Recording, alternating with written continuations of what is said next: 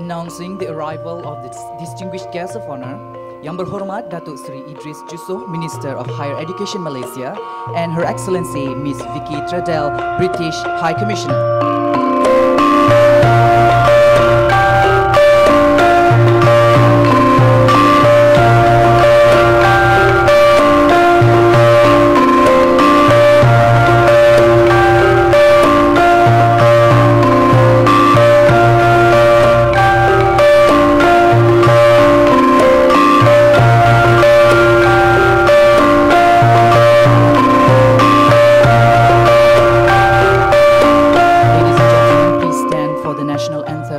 Malaysia.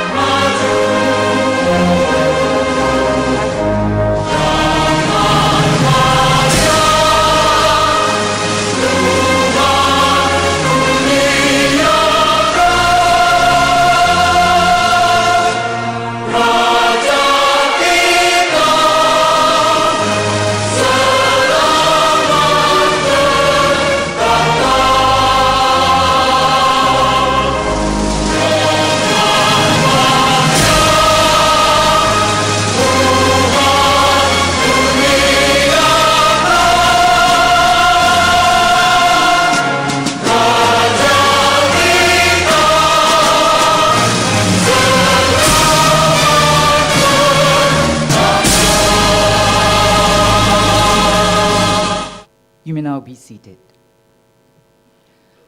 Bismillahirrahmanirrahim. Assalamualaikum warahmatullahi ta'ala wabarakatuh. A very good morning and salam satu Malaysia. Our distinguished guest of honor, Yang Berhormat Datuk Seri Idris Jusoh, Minister of Higher Education Malaysia, Her Excellency Miss Vicky Tredel, British High Commissioner, Dr. Richard Parker, Group Director of Research and Technology Rolls-Royce UK, Yang berbahagia Profesor Datuk Dr. Muhammad Fauzi Haji Ramlan, Vice Chancellor Universiti Putra Malaysia, Yang berbahagia Profesor Dr. Engineer Insinyur Renugant Varataraju, the Chair of the CEO Faculty Program at UPM, Principal Officers of the Ministry of Higher Education, Principal Officers of UPM, distinguished guests of honor, ladies and gentlemen, welcome to the CEO Faculty at Universiti Putra Malaysia. To begin with, we would like to invite Ustaz Muhammad Hafiz Ghazali from Islamic Center to lead the Doa recital. Please proceed, Ya Ustaz.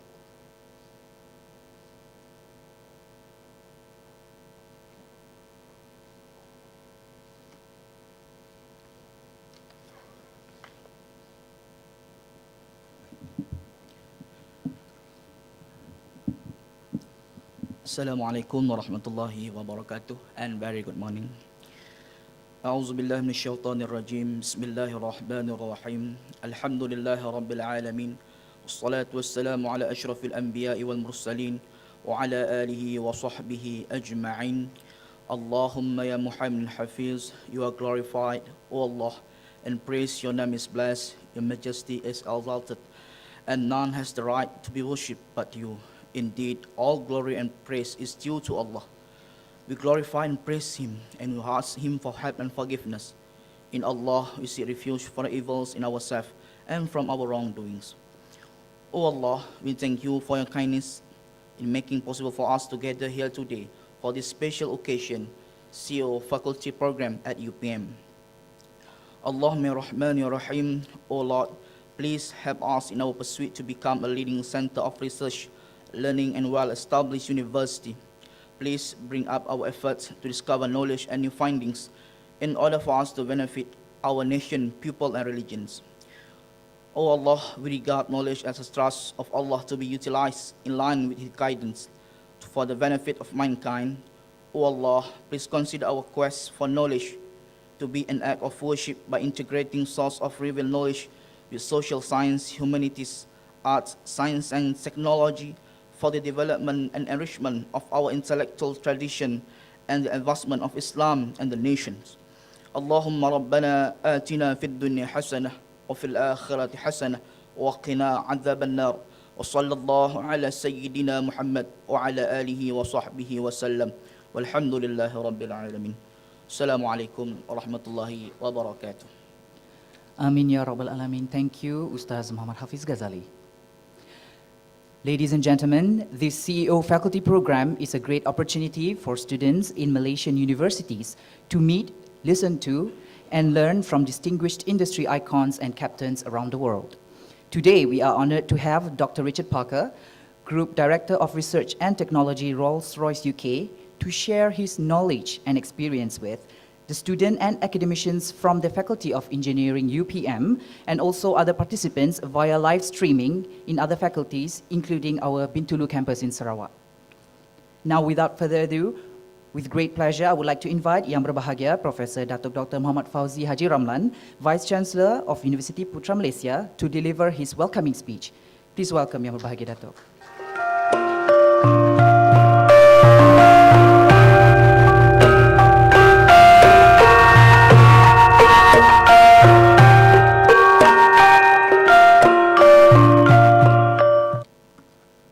Bismillahirrahmanirrahim. Honorable Yang Berhormat Datuk Sri Idris Yusof, Ministry of Higher Education Malaysia, Your Excellency Ms. Vicky Treadle, British High Commissioner to Malaysia, our distinguished speaker, Professor Dr. Richard Parker, Group Director of Research and Technology, Rolls-Royce, United Kingdom, Principal Officers of UPM, distinguished guests, ladies and gentlemen.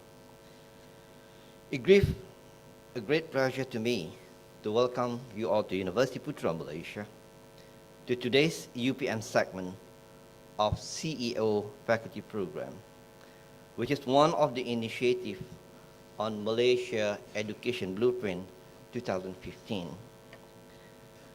We are both honored and flattered by the presence of Honorable Yang Berhormat Datuk Sri Idris Yusof, Ministry of Higher Education Malaysia, and Her Excellencies Ms. Vicky, the British High Commissioner to Malaysia, as well as Professor Dr. Richard Parker, Group Director Research Technology UK. Ladies and gentlemen, I was made to understand, just to brag Vicky, that Her Excellencies is actually a Malaysian born. She was born in Ipoh, for the famous of Ipoh Mali. But there you are. But mostly, I hope Her Excellencies continue to enjoy the Malaysian tradition and culture, and whilst she stays in Malaysia.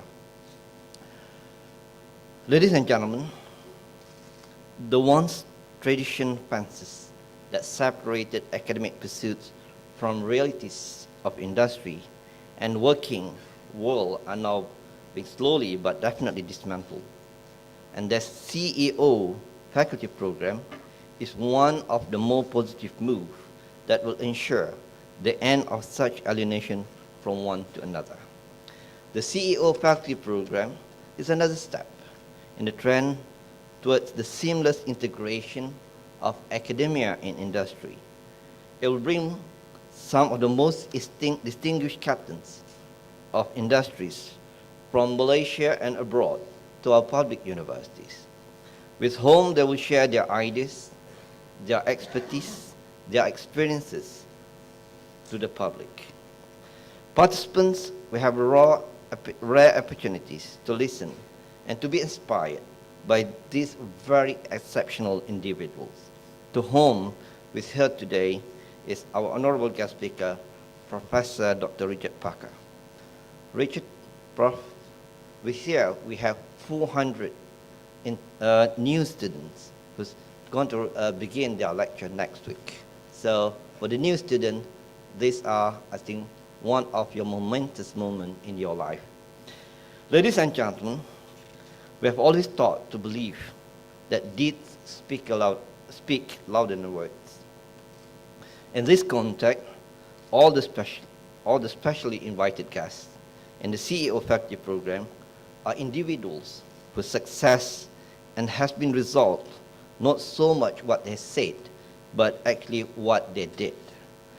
I'm sure after listening to Professor Parker, I'm confident that you will leave this hall being inspired by what our guest speaker has to share with you and benefit with some valuable insight to the secret of the success individual in professional success and learn what has to be done.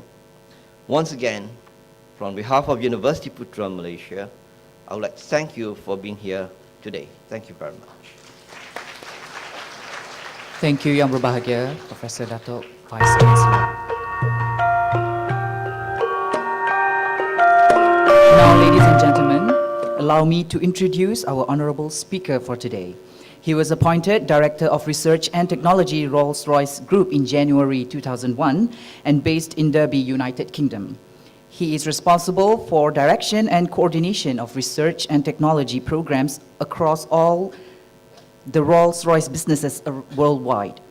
He was awarded the Commander of the Most Excellent Order of the British Empire, CBE, in the 2013 New Year's Honours List for services to engineering. With great pleasure to invite Dr. Richard Parker to deliver his public lecture. Please welcome Doctor.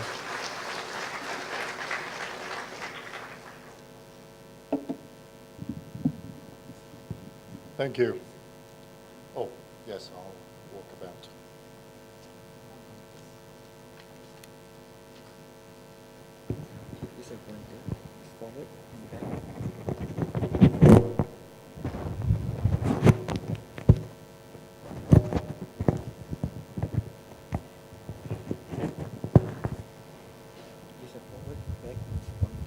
Very good. Thank you. Minister, Your Excellency, Vice Chancellor, honored guests, ladies and gentlemen, it's a great pleasure to be here to support the CEO program and a particular pleasure to be here in UPM.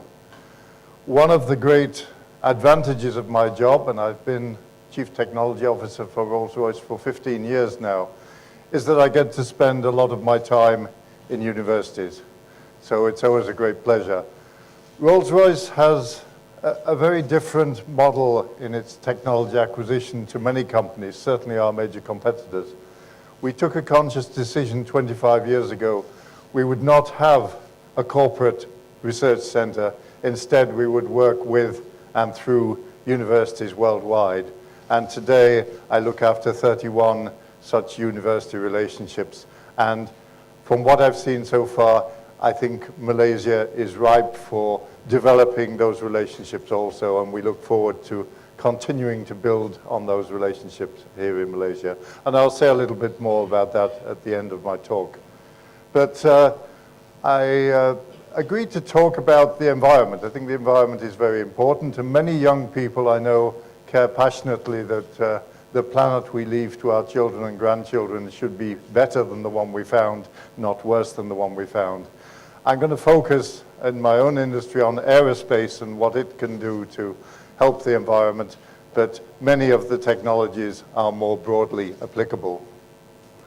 So without further ado, let me describe my talk. I'm going to tell you a little bit about my company. I'm going to tell you about aviation and the effect on the environment. I'm going to tell you about the jet engine itself, because even though it's a 70-year-old invention, it's still an amazing piece of technology, and it continues daily to push the bounds of technology and to provide challenges for future students like yourselves.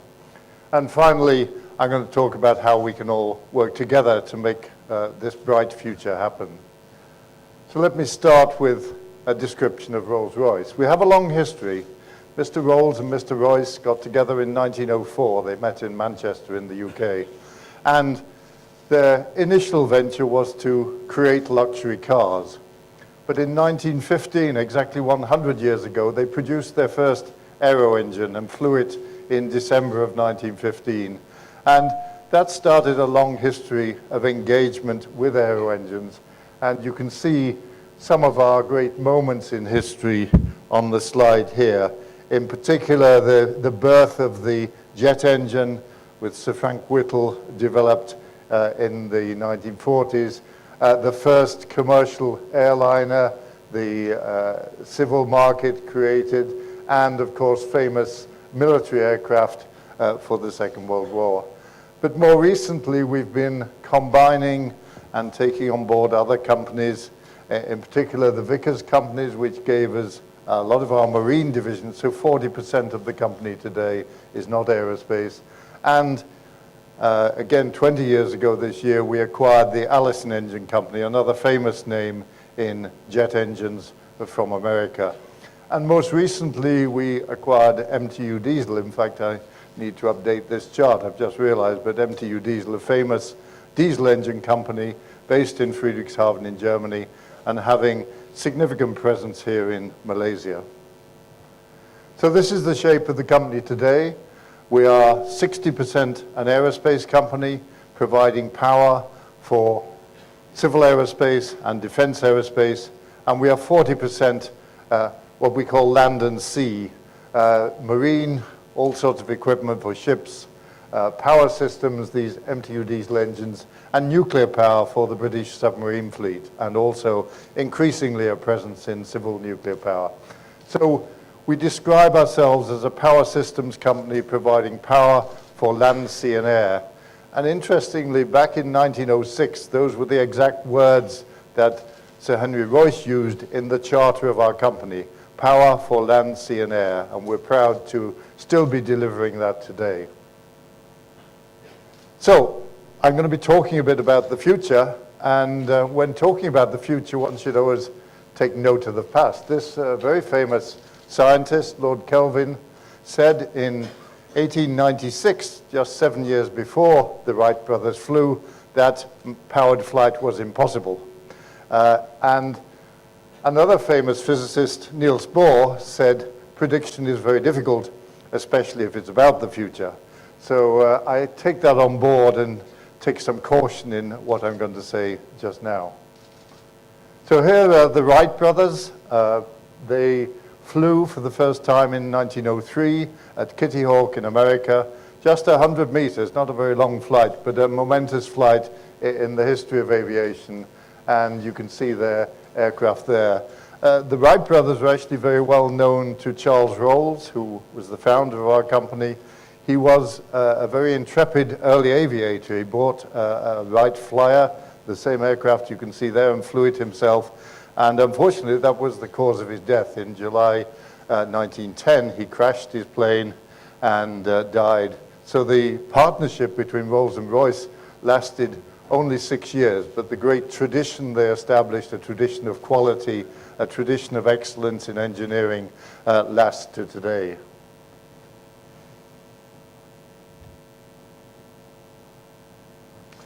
So we leap forward to the days of the Second World War, and here's Sir Frank Whittle. Frank Whittle, as he was in those days, a young airman who believed that in order to be competitive, you need to fly higher and fly faster than the enemy, and that we were reaching the limits of what a reciprocating engine could do to achieve that goal. So he came up with the idea of the jet engine. He patented it in the 1930s, that idea. Unfortunately, couldn't afford to keep the patent going, and it lapsed. But here you see the great man, and you can see a saying from him, the invention was nothing, the difficult bit was making it work. And I think that's true of most technology in my experience. And now we're right up to date. The Airbus A350, the very latest Airbus aircraft, powered by a Rolls-Royce engine, the Trent XWB, and that was delivered to the first customer at the end of last year, and many more. It's one of our biggest selling engines ever, so we have an order book. If you want to buy this aircraft now, you have to wait till 2017, 2018, a huge order book for the future. And briefly, we can claim to be the world's most efficient and quietest engine for such aircraft. These claims never last too long because it's a very competitive business, and sooner or later General Electric will put their new engine out there and it'll be slightly more efficient and slightly quieter. But for a moment we can bask in that glory. And there you see the first 5 aircraft flying in formation just middle of last year. So enough about our company. So what's about aviation and the environment? I think most people understand that global warming is a real effect. Very few people doubt this now. And in order to protect the planet, we need to cut down the amount of carbon dioxide in particular that we're pumping out into the atmosphere. So let's take a look at that. Well, firstly, is global warming real? The two pictures on the right show the same glacier. Now, this isn't the difference between winter and summer. This is the same glacier at the same time of the year, but 100 years apart. So here you can see the glacier has entirely disappeared. So the ice caps are melting, glaciers are melting, sea levels are rising, and all of this has to do with global warming and the fact that the atmosphere is keeping in more heat than we used to. So the ICAO limit our industry and set some limits. At the moment, they don't set limits for carbon dioxide, but they will shortly. How does aviation affect the environment? Well, by producing carbon dioxide, whenever you burn a carbon-based fuel, whether it's coal or petrol or any other carbon-based fuel, natural gas, you'll produce carbon dioxide. In fact, you produce about 3 times as much carbon dioxide as you started with fuel in the first place. So it's a process that produces a lot of CO2. And then there are other effects of air travel, local effects, oxides of nitrogen that come from getting the air very hot and fusing the oxides, the oxygen and the nitrogen in the air together. These are not causes of global warming, but they're certainly not good for local health. So particularly around airports, you want to minimize that.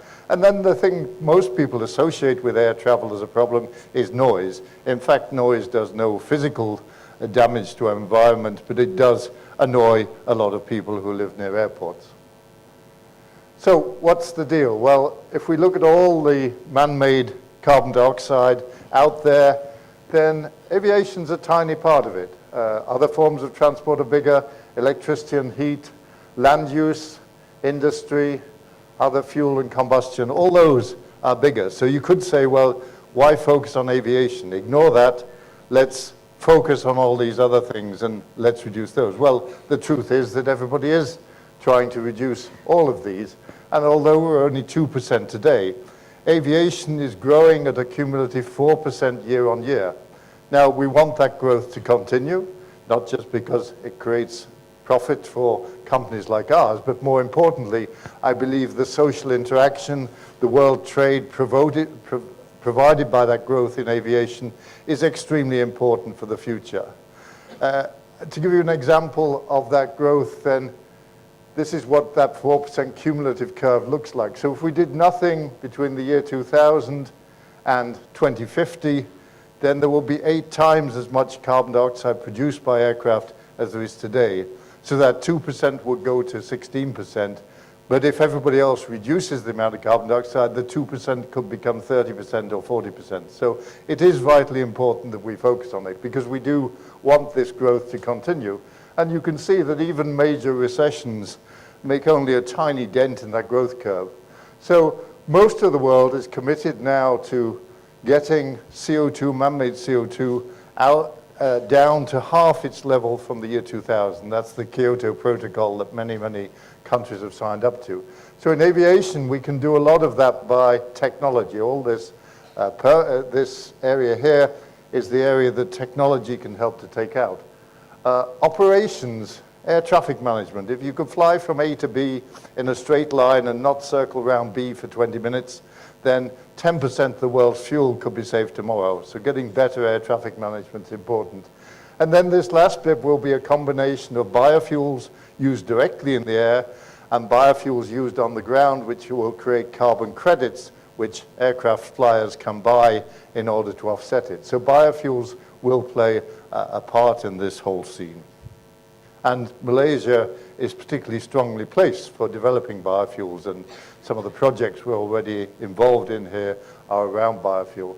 So our company has a 3-legged stool in its approach to the environment. To maintain our factories and ensure they're as clean and environmentally friendly as possible. All companies do that, and we do it as well, if not better than every other company. But the big effect we can produce is from the use of our products. It's many times more in terms of CO2 than the factories that produce the products in the first place. And we continue to develop successfully brand new products that are no carbon or low carbon. So this is a tidal power generator developed by Rolls-Royce, and now we sold that company to Alstom, but still doing great work out there. Similarly, we have a fuel cell business that produces very low carbon electricity. So this is what I was saying. This is a logarithmic scale, so each step is 10 times the one below it. So in manufacturing the product, we use a lot of energy, we create some CO2. In testing the product, we burn some fuel, we create a lot of CO2. But 1,000 times more CO2 is produced over the 25 years or more lifetime of the product than was produced creating it. So this is the main area of focus. How do you make that product as efficient as possible, as clean as possible, as quiet as possible? Now in Europe, the aviation industry got together and created this Flight Path 2050, the route through to that year 2050. How are we really going to achieve those goals for the future? And we set some pretty tight goals. 75% reduction in carbon dioxide. That's a big change. A quarter of the fuel to fly the same distance with the same number of passengers by 2050 that it took in the year 2000. 90% reduction in oxide of nitrogen, even bigger demand, and a 65% reduction in noise. And all these areas can contribute to that. The aircraft itself, by being more aerodynamically efficient, by being lighter weight, and again, composite structures developed here in Malaysia are helping with that as we speak. The engine and air traffic management, as I mentioned earlier. So how are we doing? Well, these are the last few engines that Rolls-Royce has produced. Trent 800 powered the Boeing 777, Trent 500 the Airbus A340, the Trent 900 is on the Airbus A380, the Super Jumbo. Trent 1000 is the latest engine for Boeing. It's on the Boeing 787 Dreamliner. And the Trent XWB I mentioned earlier is our new engine for the Airbus A350. So against fuel burn and therefore carbon dioxide, here's where we were at the year 2000. And you can see that every new engine has made a significant improvement on target to meet our targets for 2020 and then to continue out to 2050. So good progress, but it's not easy. Putting each of those circles on there costs around $2 billion US, so it's not a cheap business to be in. Oxides of nitrogen, then I think you can see that's starting to level off a bit. So if you just drew a curve through that, you might say, well, you're not even going to achieve the 2020 targets. And that's because we need a step change in the technology there. We have to go from what we call rich burn technology to lean burn, a much higher ratio of air to fuel. And we already know how to do that. We've already demonstrated savings that get us down to this level. And our next generation of products that I'll talk about in a minute will certainly take us there. And then noise, again, you can see that's getting more and more